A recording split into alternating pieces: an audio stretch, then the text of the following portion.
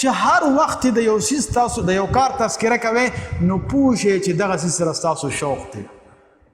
دا شخص سړی ډېر زر معلومیږي په محفل کې. تاسو خیال کړي که نه؟ دا ولې دی په نه څه خبره او مقاصد یادوي، په نه څه خبره او مقاصد یادوي، نو ځکه د پته لګي دی نه پټېږي، په کلي کې هم نه پټېږي او په محفل کې هم نه پټېږي.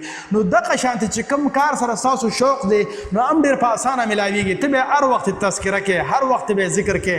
نو داسې سټیج ته انسان ولې ورسي؟ هغه پیشنیټ وي، هغه کار سره مینه وي او محبت وي. د خدای دپاره پښتنو سانونه وپېژنئ، ستاسو دپاره خو به ځان له پیغمبر نه راځي. او کله چې تاسو ځان سره سوچ کوئ او تاسو په جوش کې راځئ، د هغه کار کوم کار هم چې تاسو په ذهن کې وي د هغه کار باره کې سوچ کوئ او تاسو په جوش کې راشئ، داسې به یو بیا به داسې یو بیا داسې، نو پوه شئ چې دغه کار کې تاسو سره پیشن دی. نو دا یو نښه دا هم ده چې تاسو دا یو کار باره کې بار بار زده کړه کوئ، د هر چا نه زده کړه کوئ، د کشر نه، د مشر نه، د خپل نه، د پردي نه، د نارینه نه، د زنانه نه، د پیژنګلو نه، ناپیژنګلو، بس تاسو زده کړه کوئ دا کار باره کې. نو تاسو پوه شئ چې تاسو دې کار کې پیشن دی. زه داسې یو کس پیژنم، یو عالم صاحب د هغه زوی دی، د هغه شوق د مرغو سره دی او مو په اوس په 12 کې دی.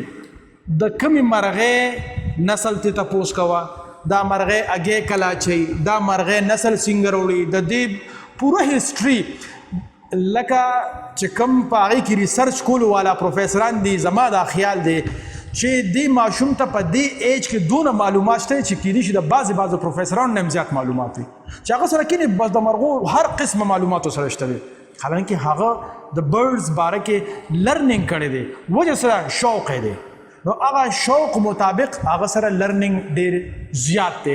نو چې کوم څیز باره کې تاسو ډېر زیات معلومات حاصلوئ، په شوق سره حاصلوئ، نه هېرېږي دنه، یو ځل یې تاسو واورئ تاسو نه نه هېرېږي، پوه شئ چې دې څیز کې ستاسو شوق دی. چې کوم کار کې د انسان شوق وي، مینې وي ورسره، محبت وي ورسره، هغه به هغه د ګس لاس کاري.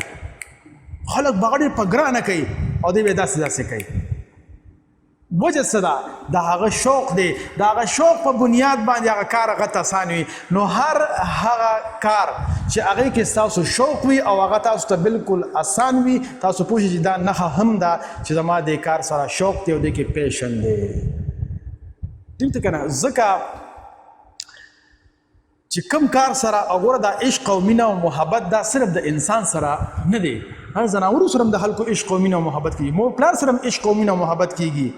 منصور ابن حلاج د چا سره مینه وه؟ د خدای سره مینه وه. اویس قرني د چا سره مینه وه؟ د پیغمبر د خدای او مور بیبي سره مینه وه چې نن خلک یې یادوي. دقه شانتې د لیلا د مجنون سره مینه وه. نو هغه مونږ سره صرف دا یو یاد دی مینه او نور راته نه دی یادې. نو مینه کار سره هم کیدی شي. نو چې کوم کار سره ستاسو مینه او شوق وي نو هغه به تاسو ته څه وي؟ اسان وي. چا وي چې د عشق خبرې ګرانې دي، ګرانې خو میینو ته اسانې دي، او څو شو په عمر کو سپینګیرې شو، لا خو حوصلې د رسا ځوانې دي.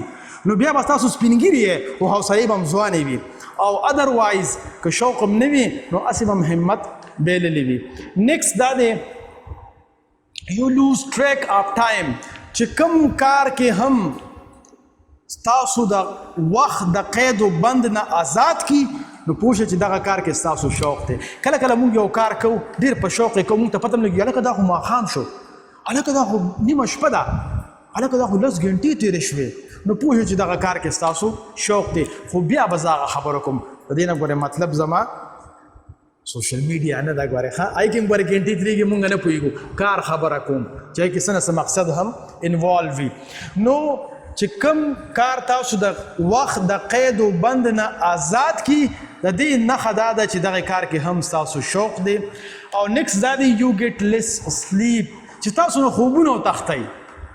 هغه کار چې هغه بس تاسو مطلب دا دی چې لکه ټول کارونه پرېږدئ او هغه کار له راځئ. اکثر خلک ستړي ستومانه د مزدورۍ نه راشي خو د شوق کار رستو کوي، هغې ته ټایم کو خوب ولا ورځي خو به هغه خوب هم ترې وتښتي، هغه کار کې لګیا یي، څوک لیک کوي، څوک لوست کوي، څوک کتاب، څوک چا چې څه سره آرټ سره د خلکو شوق وي. هغه خوبونه چې دنه وتښتئ نو پوه شئ چې دغه کار کې ستاسو شوق دی او دا نښه ده د دې خبرې چې دې کې ستاسو پیشن دی. او رحمان بابا ځکه ویلي وي خوب خندا په بېغمۍ کېږي رحمان، چې په زړه دې غم د یار وي څه به خوب کا. خو د دې مطلب دا دی چې کله ستاسو په زړه کې د یو څیز سره مینه وي نو خوب به درنه تښتئ، بیا خوب خندا به بیا نه درځي. چې هر وخت د یو څیز تاسو د یو کار تذکره کوئ نو پوه شئ چې دغه څیز سره ستاسو شوق دی. دا شخص سړی ډېر زر معلومیږي په محفل کې، تاسو خیال کړي که نه؟ دا ولې دی په نه څه خبره او مقاصد یادوي، په نه څه خبره او مقاصد یادوي، نو ځکه د پته لګي دی نه پټېږي، په کلي کې هم نه پټېږي او په محفل کې هم نه پټېږي. نو دغه شانتې چې کوم کار سره ستاسو شوق دی نو هم ډېر په اسانه میلاویږي، ته به هر وخت تذکره کې، هر وخت به ذکر کې. نو داسې سټیج ته انسان ولې ورسي؟ هغه پیشنیټ وي، هغه کار سره مینه وي او محبت وي.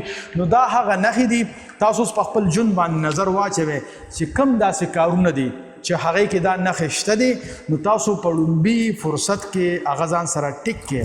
که یو وي، که دوه وي، که درې وي، که څلور وي، نو تاسو دا ویلی شئ چې دې کې زموږ څه نه څه پیشن موجود. د خدای دپاره پښتنو سانونه وپېژنئ، ستاسو دپاره خو به ځان له پیغمبر نه راځي.